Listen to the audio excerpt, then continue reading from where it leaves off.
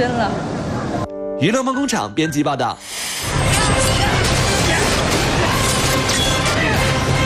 武打片大伙是看过不少，但像《超级保镖》这样从导演到演员全员上阵，真刀真枪不用替身，倒还真不多见。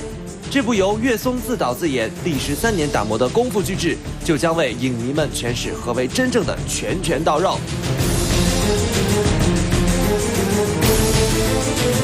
不过，真刀真枪虽然看着过瘾，但为了达到真实的效果，在片场受伤也就在所难免。作为导演和主演，岳松扛得住身体上的伤痛，唯独大伙跟自己一起遭罪的这份心理压力，让他不堪重负。好在顶住重重压力之后，这部心血之作即将于7月15号全国公映，相信一定会让喜爱动作电影的观众大开眼界。